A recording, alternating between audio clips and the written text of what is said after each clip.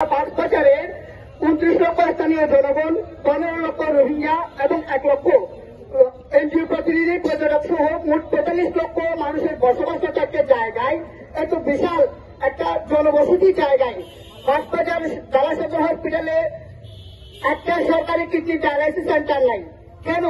আমরা যে সরকারের কাছে জানতে চাই। কিডনি ডায়ালিসিস এটি বেশি টাকার নয়, 4 থেকে 5 কোটি টাকার মাধ্যমে চাইলে কক্সবাজারের কিডনি ডায়ালিসিস সেন্টারটি চালু হয়। তবে সিন্ডিকেট, মাফিয়া, রাসেল পয়সারদের কারণে কক্সবাজারে এই কিডনি ডায়ালিসিস সেন্টারটি চালু হচ্ছে না।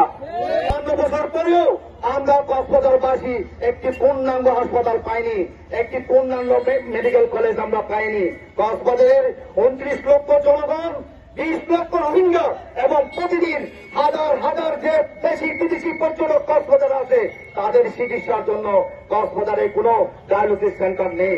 ডায়ালিসিস একটি ব্যয়বহুল চিকিৎসা। কক্সবাজারের হতদরিদ্র জনগণ এই চিকিৎসা নিতে পারে না এবং কক্সবাজারের যারা ধনী আছে তারাও চিকিৎসা সেবা থেকে বঞ্চিত হচ্ছে। এই চিকিৎসা সেবা নেওয়ার জন্য শুধু চট্টগ্রামে যেতে হয়, জাতিসংঘের মহাসচিব, জর্দানের রানী, বিশেষ প্রধানমন্ত্রী সহ সমস্ত পৃথিবীর লোকজন কক্সবাজারে গমন করে এখানে বসবাস করে সারা পৃথিবীর 3,500 বিদেশিরা এখানে প্রতিদিন ভ্রমণ করে। শত শত বিদেশি পর্যটক।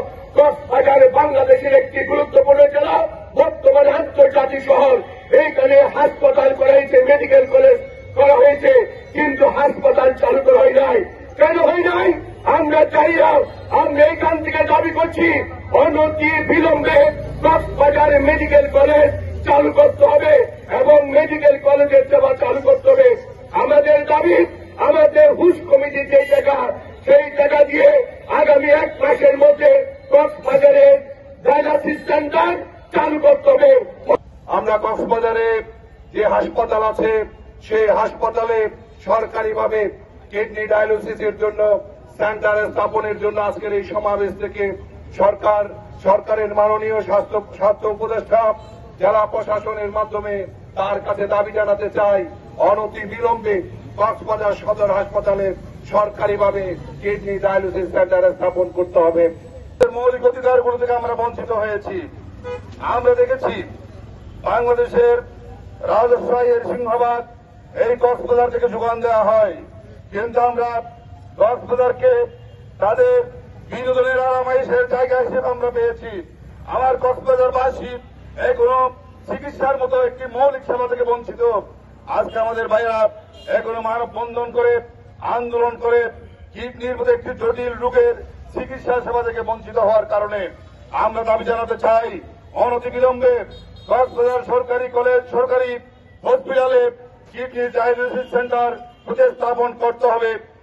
ডায়ালিসিস সেন্টার অবশ্য দরকার। আমি ভুক্তভোগী, আমার স্ত্রীকে 4 বছর ডায়ালিসিস করছি, 3 বার সপ্তাহে, 1 বার 4,000 টাকা, 3 বারে হলো সপ্তাহে 12,000, 3 বারো 36,000 মাসে।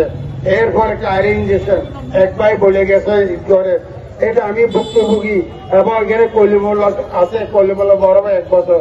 আমি ডায়ালিসিস সেন্টার অবশ্যই দিতে হবে।